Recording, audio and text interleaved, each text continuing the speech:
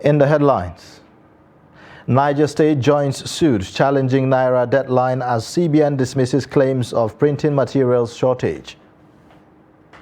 Defeated ex-Osun governor APC file cross appeal against Ademola Adeleke's eligibility. Fulani communities taking refuge in Nasarawa explain why they flee Taraba State. Away from Nigeria, police detained 12 people in Turkey over collapsed buildings following earthquake as death toll tops 25,000. Hello and welcome to the news update on Trust Television. I am Ayuba Ila. Thanks for joining.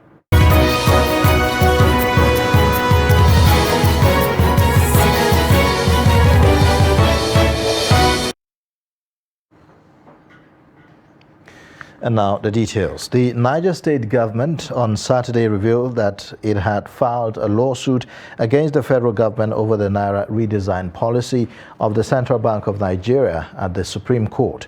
This was disclosed in a statement by the State Attorney General and Commissioner for Justice, Justice Nasarat Amalam, in Mina. According to Amalam, the case was filed on Friday with the Niger State government as the plaintiff. The statement said that the Niger State government was seeking an extension of the time frame given by the Central Bank of Nigeria for the currency swap and withdrawal from circulation old 200, 500 and 1,000 Naira notes, amongst other reliefs. It added that the 3 months given by the federal government for the withdrawal of old currency nationwide was not reasonable and was in violation of sections 13, 14 2b, 17 1c of the 1999 Constitution as amended. Governor Bello Matawalle of Zamfara State has ordered the arrest of anyone who refuses to accept the old currency notes of 200, 500 and 1,000 Naira notes. He said the old currency notes remain legal tender until the final verdict of the case instituted against the Central Bank of Nigeria and the federal government by the 3 northern governors of Kaduna, Kogi and Zamfara states at the Supreme Court is resolved. Matawalle, who stated this at an event in Gusau, explained that he and his counterparts of Kogi and Kaduna states approached the Supreme Court to order the extension and validity of the old 200, 500 and 1,000 Naira notes. Matawalle also commended the Supreme Court for doing the needful, which he said will alleviate the suffering of the masses. Nigerians have had a hard time getting the new notes amid scarcity and rising tension across the country, forcing the Apex Bank to extend the deadline by 10 days. The Central Bank of Nigeria has debunked claims about the incapacity of the Nigerian Security Printing and Minting PLC to print enough cash for circulation. The Apex Bank also denied claims that it plans to shut down commercial banks in a geopolitical zone. This was disclosed in a statement signed by CBN's Director of Corporate Communication, Osita Wanisobi. CBN said NSPM is not experiencing insufficient printing materials as alleged by a report making the rounds in the media. It clarified that the CBN Governor, Godwin Emefiele, told the National Council of State in a meeting in the presidential villa on Friday that NSPM was working on printing all denominations of the banknotes to ease the sufferings of Nigerians. The Apex Bank also frowned at vested interest attempting to pitch the public against the bank and assured that the bank will continue to execute its constitutional mandate by ensuring the smooth nationwide circulation of the currency. In a similar vein, the Central Bank Director of Consumer Protection, Rashidat Mongunu, says that the pain and trouble being experienced by Nigerians across the country to get new Naira notes is caused by hoarding. The director said this in Offa, Kwara State, while inspecting and monitoring circulation of the new notes in microfinance banks in the area. The director warns that the difficulty being experienced getting the money could linger till December if people continue to hoard the new notes. At the Palace of Olofa of Offa, the CBN asked the traditional ruler to enlighten his subjects to embrace the new Naira note. The Olofa, however, explained that the pains people go through since the announcement of the extension of the deadline. what we expect is that that naira that we have issued out will come back into the banking system again. But now, everybody that is collecting the naira is hoarding it. So no matter how much naira we put out there, if we continue with this attitude, if we are issuing every day up till December, it will not be enough. So in order to again accelerate the rate of circulation, responding to the complaints of people that they were still not satisfied. We also now onboarded the microfinance banks. Since they're closer again to the rural areas, our focus is to ensure that all the people in the rural areas are properly served.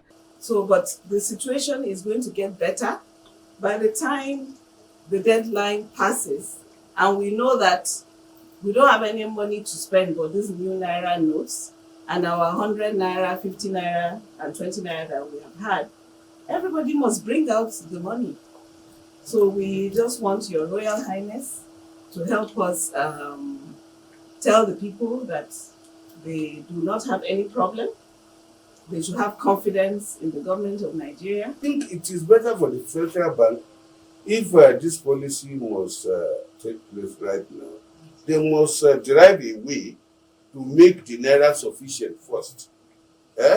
Then before they now said they give us a time that they will have to shut down all the old notes. Now, on political matters, the candidate of the All Progressives Congress in the July 16, 2022 governorship election in Osun State, Adegboyega Oyetola, and his party, the APC, have filed a cross appeal on the eligibility of Governor Ademola Adeleke to contest in the election. Adeleke, who was the candidate of the People's Democratic Party, was declared winner of the election by the Independent National Electoral Commission, but the Election Petition Tribunal, in a split judgment, upturned Adeleke's victory on the ground of overvoting. The tribunal declared Oyetola as validly elected governor of the state in the election after deducting the disputed votes, but the tribunal cleared Adeleke on the issue of his eligibility to contest in the election. INEC, PDP, and Adeleke have filed their separate appeals at the appeal court in Akure against the judgment of the Election Petition Tribunal on the matter. Oyetola and APC, in their cross appeal at the appeal court, Akure, insisted that Adeleke was not qualified to stand election, insisting that the governor presented forged certificate to INEC. The All Progressives Congress in Rivers State has criticized Rivers State Police Command's approach in handling issues of attacks on members and supporters in the state. The State Publicity Secretary of the APC, Darlington Nwauju, in a media briefing at the party secretariat, recounted that the hundreds of APC supporters were killed and properties destroyed before, during, and after the 2015 general elections. He said the party has continued to suffer the same fate till date, especially the recent attacks without record of arrest. Nwauju, while accusing the police of issuing unprofessional statement on attacks against opposition political parties in the state, called on the Inspector General of Police, Usman Alkali Baba, to ensure that attacks on APC members and supporters as well as other opposition parties come to an end. The APC spokesman, while welcoming the approval of the venue of the campaign rally by the government, clarified that the party Presidential Campaign Council applied for the venue, which was followed up by the leadership of the council in the state, and urged members of the public to disregard claims by Tony Okocha, who he accused of playing the script of his paymaster. At the time of filing this report, Rivers State Police Command is yet to comment on the matter. On the same 28th day of January 2023 at Teberi in Omuma local government area, 2 of our supporters were macheted for no other offense than being members of the APC. We cannot conclude this briefing without alerting the nation of moves to attack notable opposition figures in Rivers State. And we are committed to keeping the dictates to keeping to the dictates of the Electoral Act 2022 as amended and the letters of the 1999 Constitution as amended. We appeal to the Inspector General of Police, Usman Akali Baba, to rise to the occasion and ensure that the ceaseless attacks on members of the opposition in Rivers State comes to an end.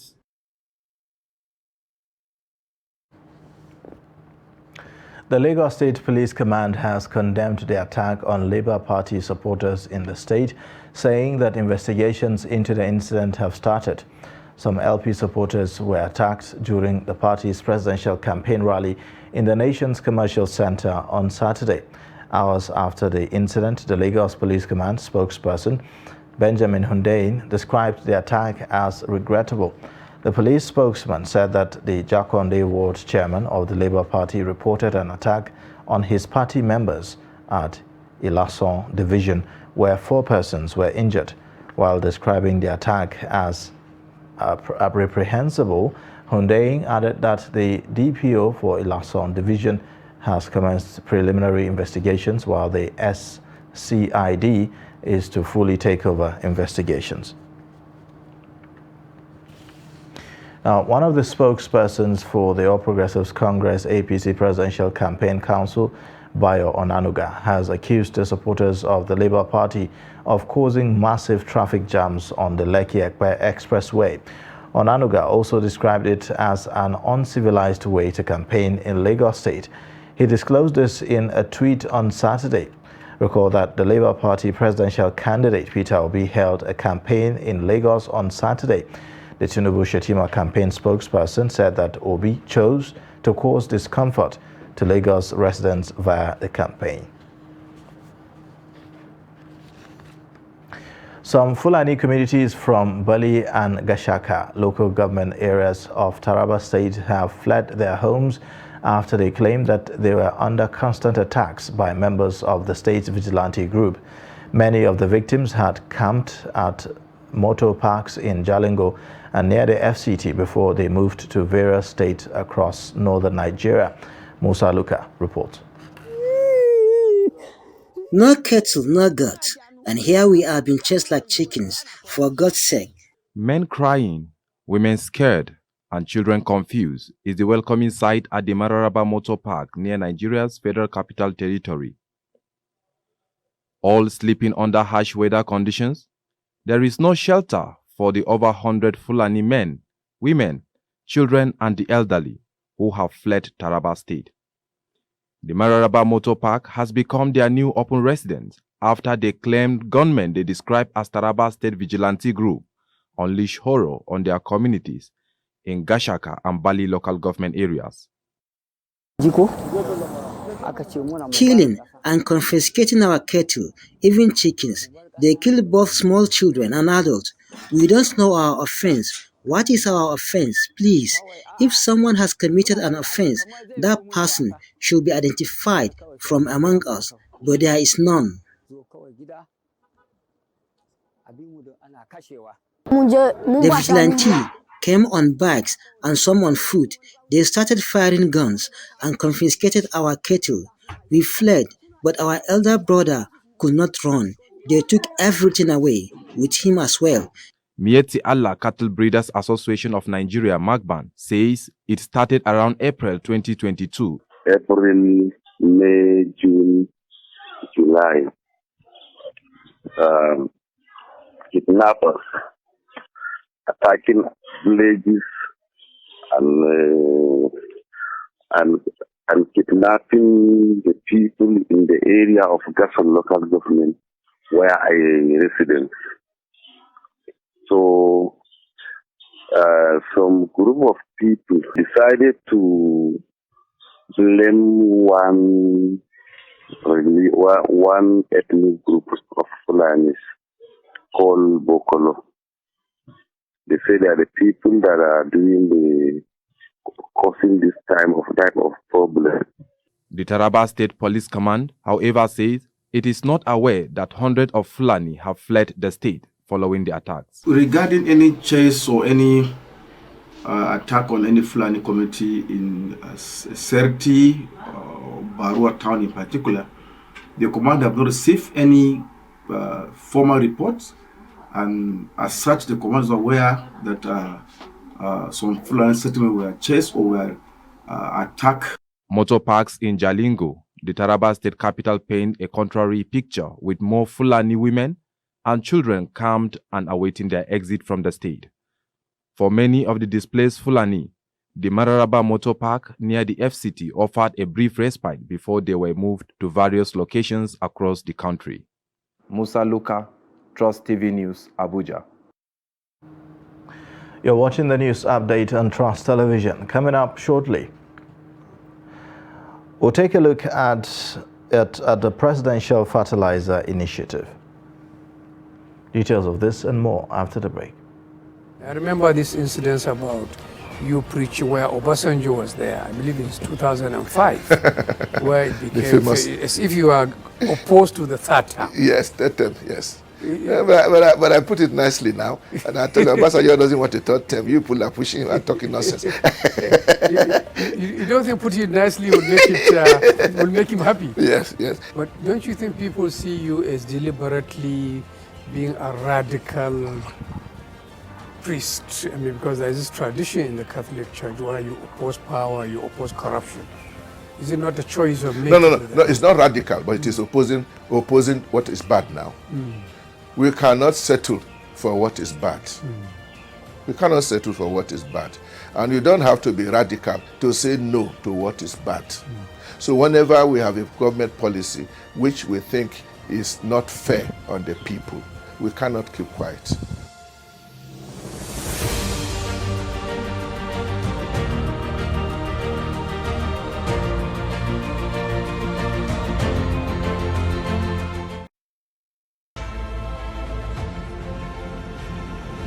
Now, as part of efforts to support Africa's goal of strengthening... Now, looking at the activity chart, as you can see right here, a total volume of 130... Created a Boko Haram crisis that at that time was restricted to Yobe. How secure are they? You can see security men with blood. This is the road leading up to the... Already, if you look at England squad, you are looking at EPL, you are looking at their names. You are not looking at...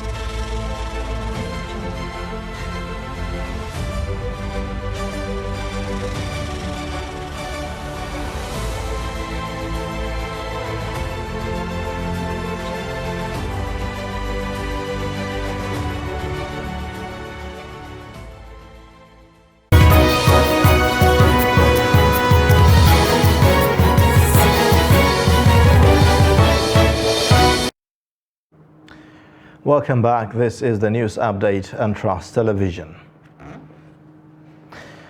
Now, here's a look at some of the top stories. Niger State joins suit challenging Naira deadline as CBN dismisses claims printing material shortage. Defeated ex-Osun Governor SPC files a cross appeal against Ademola Adeleke's eligibility. Men of the Osun State Police Command have arrested 3 suspects for allegedly robbing students of the Federal Polytechnic, Ede. The suspects who confessed to the crime said that they are based in Lagos but invited by one of the gang members for the operation in Ede. Hamid Oyegbadi reports. The suspects include Aziz Mustafa, 26-year-old, Ahmed Yusuf, 25-year-old, and a 23-year-old lady, Eniola Akintunde. Yusuf and Mustafa were arrested after robbing 3 student hostels of Federal Polytechnic, Ede. They dispossessed the students of 30 different brands of cell phones worth millions of naira. The suspects confessed that Eniola, who resides in Ede, and a girlfriend of one of them that escaped arrest, invited them to Ede to rob the student, but the lady denied knowledge of the robbery. We specialize in snatching phones. We sell the phones to maintain ourselves. It was our friend that invited us to Ede to rob the student. That was why we came from Lagos and robbed the Polytechnic students of their phones. Our friend told us that his girlfriend gave him a clue about a student's hostel in Ede. So we came with him and robbed the students. We stole their phones. They came to our town last year for a ceremony. My friend told me that they wanted to come back and I said they should come. He asked me to direct them to the hostel. I took them there, but I didn't know they wanted to rob the students. The police public relation officer for Osun State Police Command, Yemisi Okpalola, speaking on behalf of the Commissioner of Police in the state, Kehinde Longe, said the suspect will be made to face the full wrath of the law. Amit Ojigbade, Trust TV News, Osogbo.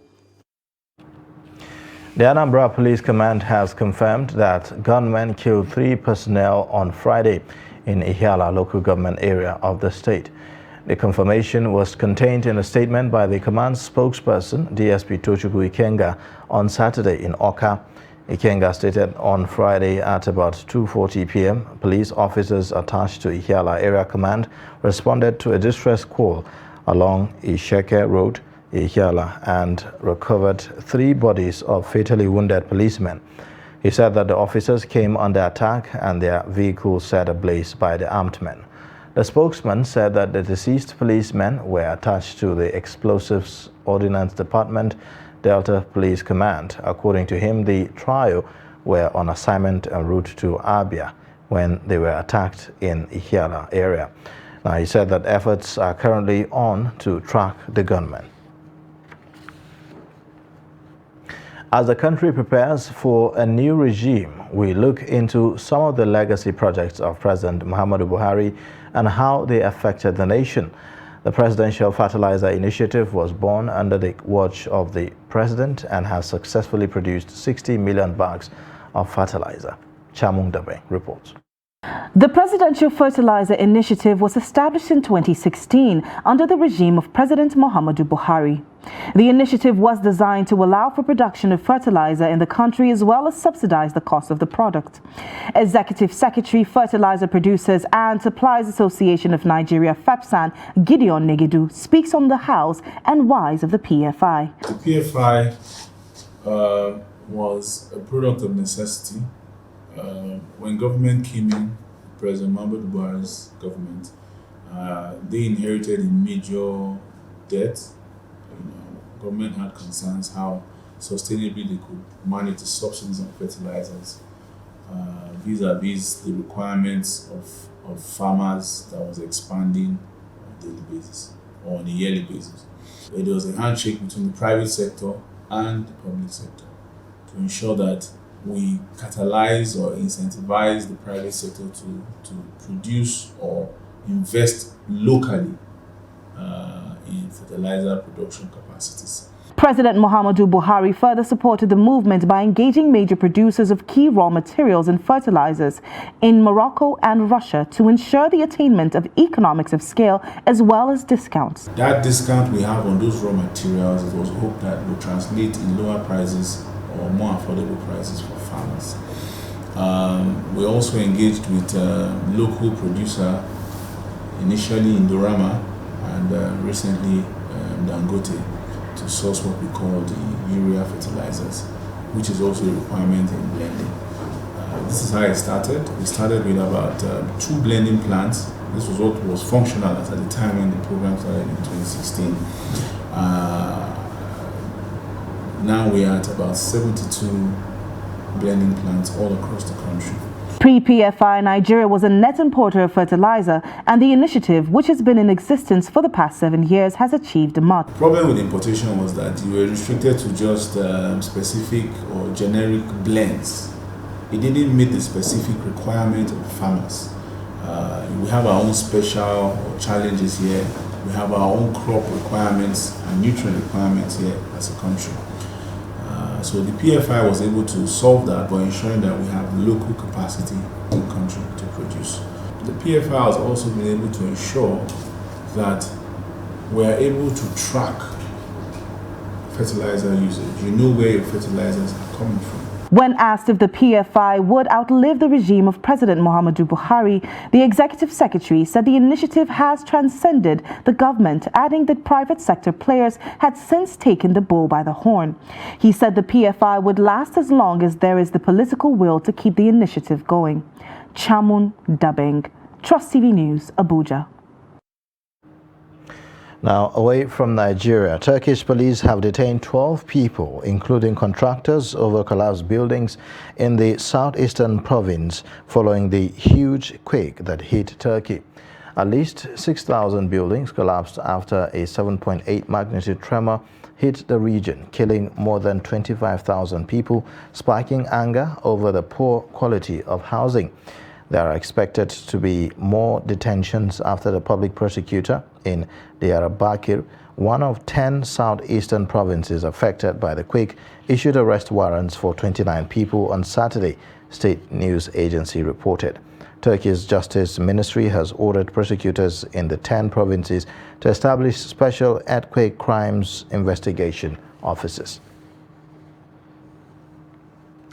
And now in sports news, the Nigeria Basketball Federation has invited 21 players to the Tigers camp ahead of the FIBA World Cup qualifiers built for Luanda, Angola. The list includes 19 home-based players and 2 foreign-based pros who are free agents in the U.S. They are expected to report to camp on Sunday in Abuja for preparations and other formalities for the World Cup qualifiers, which holds from February 24 to 26.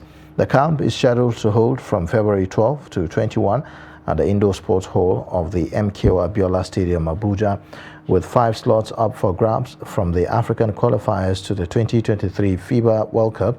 Nigeria will play against Cote d'Ivoire, Guinea, and Angola. And that's a wrap on Trust News Update. You can watch more via all our social media platforms and also on our YouTube live stream. I am Ayuba Ila. Thanks for watching. Bye for now.